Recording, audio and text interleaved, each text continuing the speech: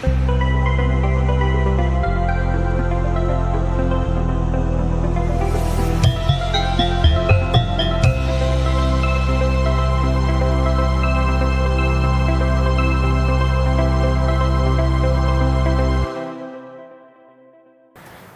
kalian mendengar kisah pertengkaran suku Sakya dan Kolya di Sungai Rohini? Tahukah kalian siapa yang mendamaikan kedua pihak yang bertikai tersebut? Ya, Buddha Sakyamuni. Beliau berhasil mendamaikan kedua pihak dengan teknik mediasi. Apa itu mediasi? Kita akan membahasnya bersama-sama dalam video ini. Sudah siap belajar? Yuk naikkan semangatnya dan kita mulai pembelajaran ini bersama saya, Ibu Kuntari. Namo Buddhaya.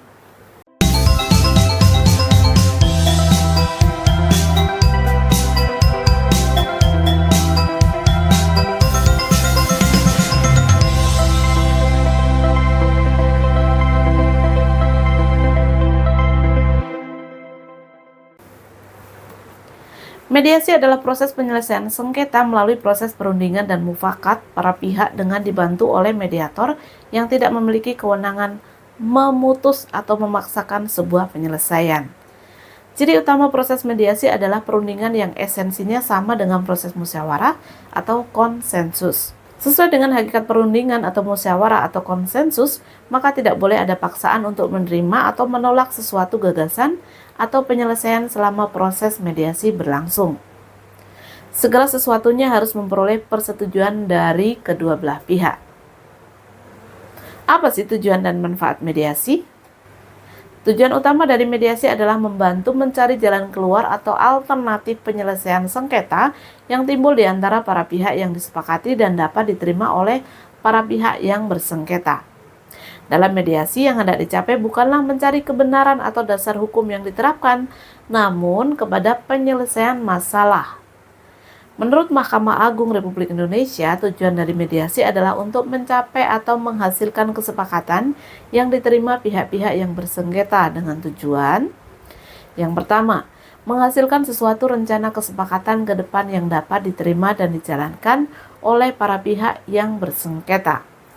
Yang kedua, mempersiapkan para pihak yang bersengketa untuk menerima konsekuensi dari keputusan-keputusan yang mereka buat. Yang ketiga, mengurangi kekhawatiran dan dampak negatif lainnya dari suatu konflik dengan cara membantu para pihak yang bersengketa untuk mencapai penyelesaian secara konsensus. Adapun manfaat mediasi adalah yang pertama, penyelenggaraan proses mediasi tidak diatur secara rinci dalam peraturan perundang-undangan sehingga para pihak memiliki keluasan dan tidak terperangkap dalam formalisme dan para pihak dapat segera membahas masalah-masalah substansial. Yang kedua, mediasi diselenggarakan secara tertutup sehingga terjamin kerahasiaannya. Yang ketiga, pihak prinsipal dapat berperan secara langsung dalam perundingan dan tawar-menawar untuk mencari penyelesaian masalah tanpa diwakili kuasa hukum masing-masing.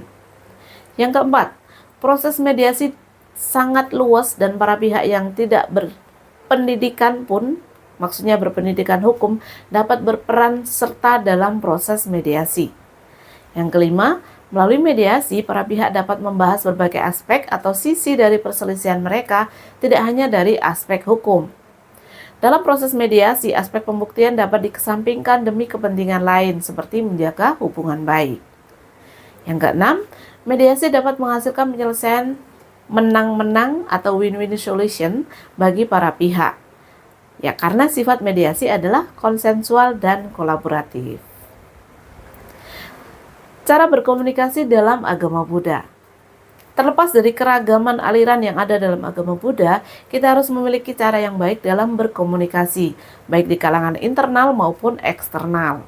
Pengucapan salam dalam berbagai kegiatan merupakan etika dasar dalam komunikasi Buddhis yang harus tetap dilaksanakan dan dikembangkan.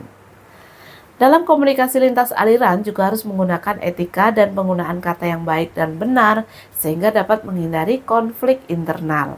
Hal ini selaras dengan ajaran Buddha dalam Kakacupama Sutta yang menjelaskan bahwa terdapat 5 syarat bertutur kata yang benar, yaitu 1. Tepat pada waktunya. Yang kedua, mengandung kebenaran. Yang ketiga, lembut. Yang keempat, bermanfaat. Dan yang kelima, dilandasi cinta kasih. Artinya, menyampaikan informasi dan menjalin komunikasi dalam agama Buddha harus mengandung kebenaran, memberikan manfaat kepada lawan bicara, disampaikan pada waktu dan situasi serta audiens yang tepat, serta diungkapkan secara lembut dan dilandasi dengan cinta kasih. Begitu juga ketika berkomunikasi dengan teman-teman lintas aliran. Juga harus memperhatikan penggunaan tutur kata yang benar. Dengan demikian, komunikasi yang terjalin adalah komunikasi yang penuh dengan energi kebaikan, sehingga dapat terjadi kerukunan dalam intern agama Buddha, tidak terjadi kembali permasalahan baik dalam intern umat Buddha maupun antar umat beragama. Nah, supaya kalian lebih paham, mari kita simak kisah mediasi pada masa Buddha Sakyamuni. Pada suatu ketika Sang Buddha sedang berdiam di antara suku Sakya, beliau menghentikan pertengkaran antara dua sanak keluarganya, yaitu suku Sakya dan suku Kolya. Cerita ini dimulai ketika suku Kolya dan suku Sakya memperebutkan air sungai Rohini yang digunakan untuk mengairi ladang-ladang mereka. Air sungai ini dibendung dalam sebuah dam atau waduk yang dibangun di antara kedua kota, yaitu kota Kapilawastu dan kota Kolya. Waktu itu bulan Jetamula, kedua suku ini sedang menuai hasil ladang mereka. Banyak pekerja harian dikerahkan untuk menuai hasil tanaman mereka. Ketika mereka sedang menuai panen di tepi sungai itu, penduduk Kolya yang sedang bekerja berkata, apabila air sungai ini dibagi dua, tentu saja tidak cukup untuk mengairi ladang-ladang kita. Sedangkan ladang-ladang kita ini menggunakan sistem pengairan tunggal. Seharusnya kitalah yang menguasai air sungai ini. Penduduk suku Sakya yang mendengar kata-kata mereka lalu menjawab, hai, kalian jangan berkata seperti itu.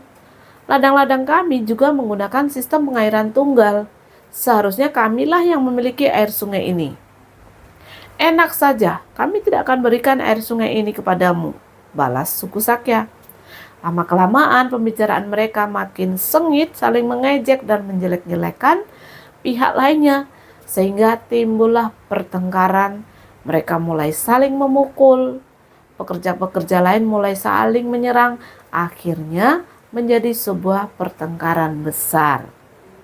Karena pertengkaran ini semakin sengit, akhirnya masing-masing pihak lalu melaporkan pertengkaran ini kepada pimpinan mereka. Dan pimpinan mereka itu melaporkan lagi ke atasannya, dan seterusnya. Sampai akhirnya laporan pertengkaran ini sampai ke istana raja. Kedua pihak kerajaan ini segera menyiapkan bala tentara perangnya untuk menyerang pihak lainnya. Ketika itu Sang Buddha melihat dengan mata Buddhanya, mengetahui bahwa kedua sanak saudara itu ingin berperang. Beliau berpikir, kalau aku tidak pergi kepada mereka, mereka akan saling menghancurkan. Adalah tugasku untuk menghentikan pertempuran mereka. Sang Buddha dengan kekuatan kesaktiannya terbang di udara menuju ke tempat di mana kedua sanak keluarganya akan bertempur. Beliau lalu duduk dengan posisi meditasi, mengambang di udara di tengah-tengah sungai Rohini.